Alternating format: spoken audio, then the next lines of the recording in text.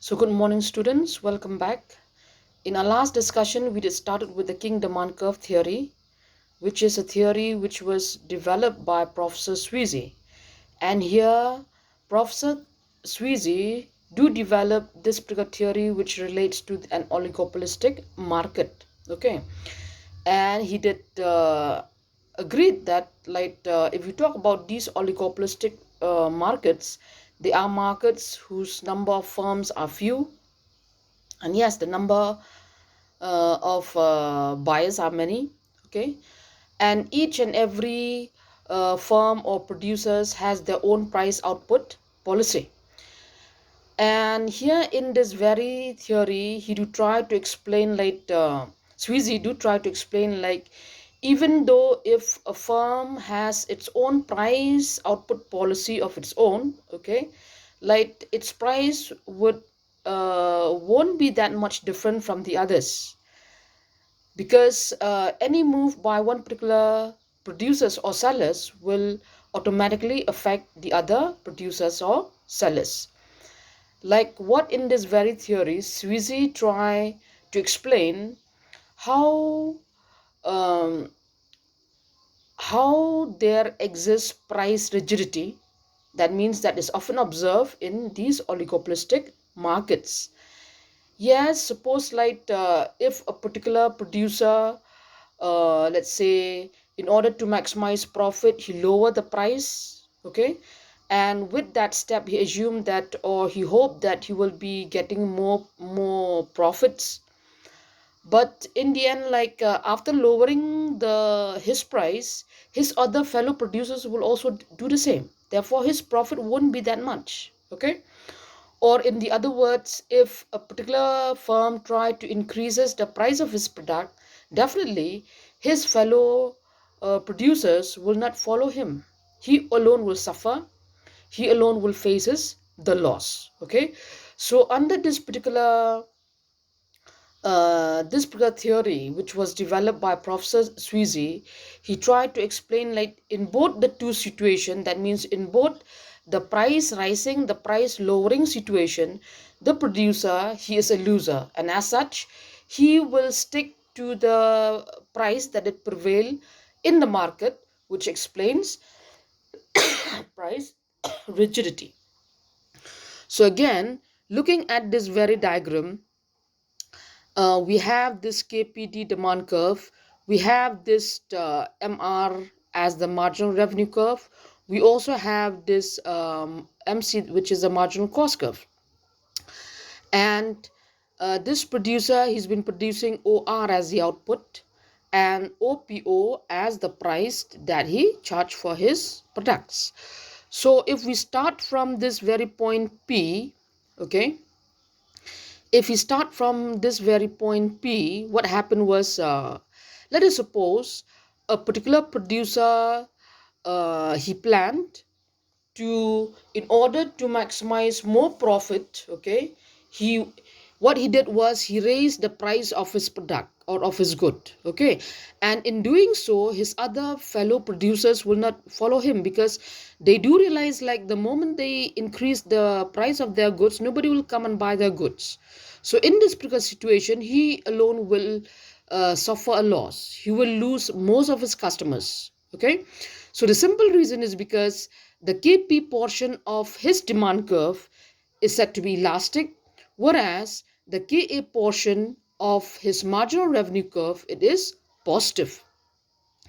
And further, if we take another particular situation, yes, from point OPO, or if from point P, a producer planned to lower the price of his products with the hope of maximizing more profits. And yes, in doing so, his fellow producers will automatically follow him, because they realize that if one producer follow or cut down his price, definitely he will be attracting more customers. So in order to free themselves from the loss, what they will do is they will lower the price. So with this very step of lowering the price, he won't gain much, okay. He won't gain much. Yes, his his sales might increase, that means his output might increase, okay, but talking about his profit won't be that much, but instead he will still be a loser. Why? The simple reason is because the PD portion of his demand curve is inelastic in this particular portion, and the the marginal revenue curve below the point R here, it is negative. Okay, so in both the two situation, in both the situation of raising the price and lowering the price, he is a loser. And as such, what he will do, I think, like he will definitely stick to the price, that is the price OPO, which did prevail in the market at that point of time, and thus which did remains rigid. Okay, so this in this particular theory, Sweezy do try to explain how there is price rigidity, even though if a particular producer or firm try to find out ways and means to raise his products, but in the end, even though if he raise or lower the price, in the end he realized that he is a loser, and as such he will be satisfied which with the price that it prevailed at that period of time, and as such which did explain price rigidity in this particular theory. So now let's talk about, or let us discuss what will happen to the price if there are changes. Okay, whether price will change or not if there is a change in cost, or whether price will change or not if there is a change in demand.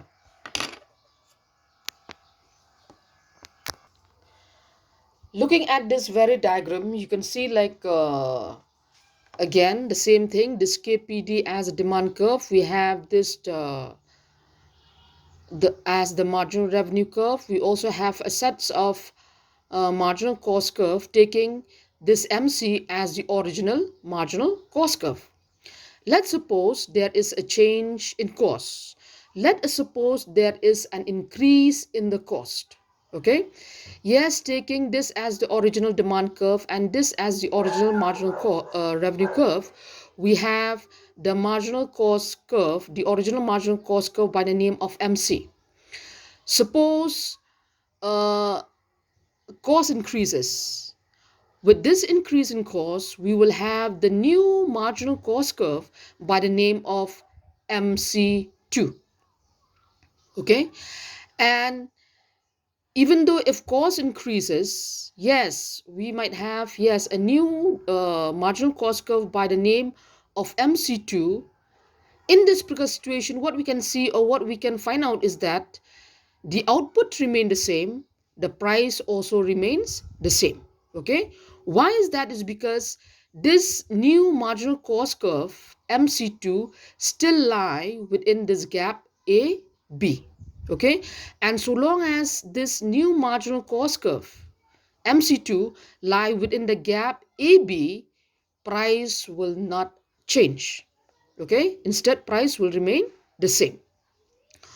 On the other hand, what happens if there is a decrease in cost? Okay, yes, taking this MC as the original marginal cost curve, if cost decreases, as such we will have the new marginal cost curve, yes, at a lower level by the name of MC1. This MC1 is a new marginal cost curve, and it intersects this marginal revenue curve within the gap AB. Yes, it did lie at a lower level compared to the original marginal cost curve, but it is still within the gap AB. And so long as the marginal cost curve is within this gap AB, price will never ever change, but instead the same price will prevail in the market. That means um, that is even though if cost might increase, yes, if cost increases, we have the new marginal cost curve by the name of MC2.